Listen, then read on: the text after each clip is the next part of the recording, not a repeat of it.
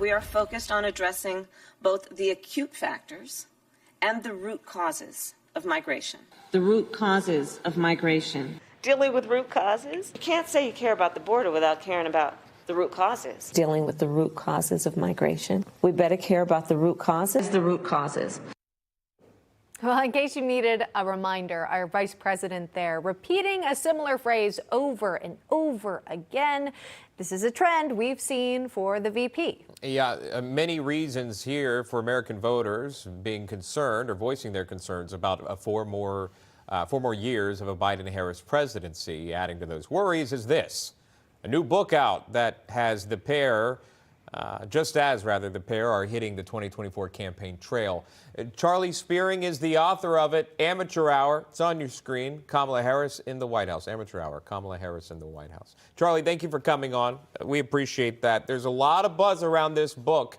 You're a Washington journalist, a veteran Washington journalist, Charlie. You paint a less than flattering picture of the vice president, even farther than what maybe the American public has already seen in speeches, et cetera.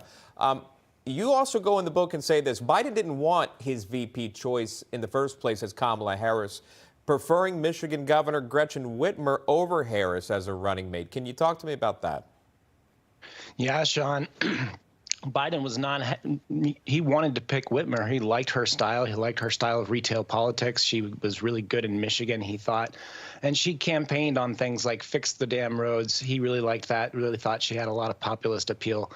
But his senior advisors and Barack Obama himself kind of felt that he needed to pick a black woman to be on the ticket to sort of put together that Obama coalition that Hillary failed to bring together in 2016. Remember that Hillary picked Senator Tim Kaine as her vice presidential nominee, as her running mate, and she ended up leaving a lot of black voters behind. So a lot of senior advisors, it was kind of a decision for Biden based on his head and not his heart. You know, we'd also seen him promise to pick a black woman for the Supreme Court justice. And I know this is a different topic here, but again, that promise about checking boxes instead of finding, again, people who you are looking for to fill that role, not saying anything against the Scottish justice there. But Charlie, let me talk to you about Kamala Harris as a leader, right? You think about a vice president, she's got a staff. She's got a team of people working for her. She's got speechwriters who are, in theory, putting together what you hear. How's that going over? Obviously, you featured some conversations that you've heard from former staff members. Yeah, there was a lot of staff turnover. I think I counted 13 in the past 18 months. And there still is people rotating out of the office because it's just really not very successful. She's lost at least 3. She's on her 3rd or 4th different speechwriter.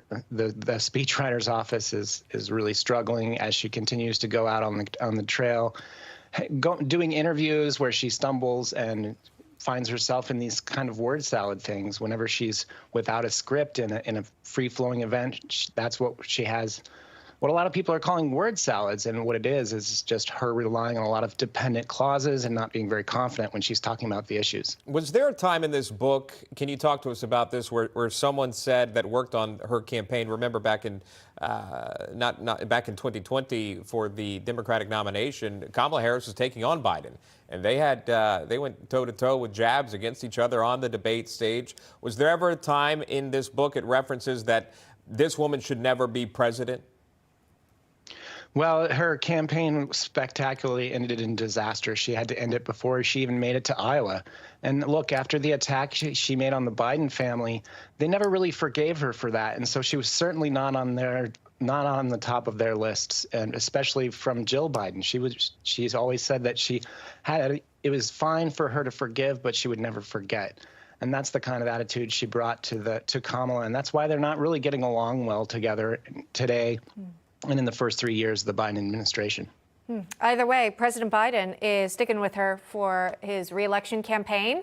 And again, what that could mean going forward for a potential second term, I should say, of the Biden-Harris administration. It's all in the book, Amateur Hour. Charlie Spiering joining us with a preview. Charlie, thanks so much. Appreciate it.